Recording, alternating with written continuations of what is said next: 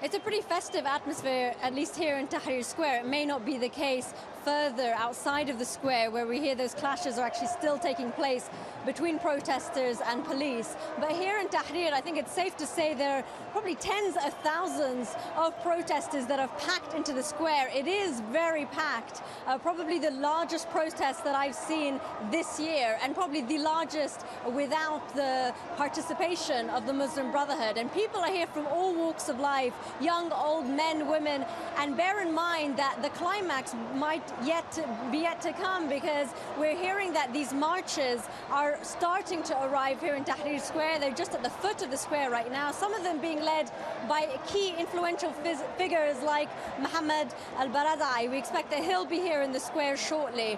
The message that they want to send to the president is that they want him to annul this decree that he issued on Thursday night. But as the evening wears on, we're seeing these chants that aren't just against this decree, they're more generally about President Morsy. People are chanting, "Down with Morsy, down with the regime, we won't leave until Morsy leaves." Chants that are very reminiscent, of course, of the January uprising that got rid of the former President Hosni Mubarak. Now these chants are being directed at President Morsy, barely, surely 6 months into his presidency.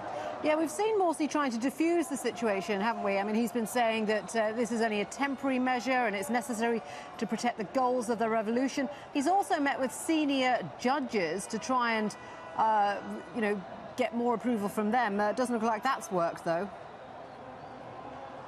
No, not at all, because really what he's been doing is trying to offer these assurances, verbal assurances, mind you, nothing in written form.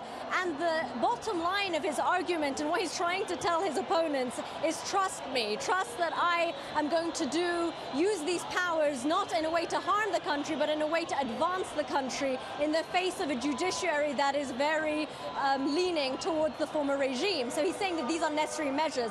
The problem is, of course, that he's dealing with at least tens of thousands of people here, and of course the judiciary itself, which don't trust Mohammed Morsy and they don't trust the Muslim Brotherhood. So they are not buying this line of trust me, and they want at the very least more concrete and written assurances that these powers that can so easily be abused won't be abused.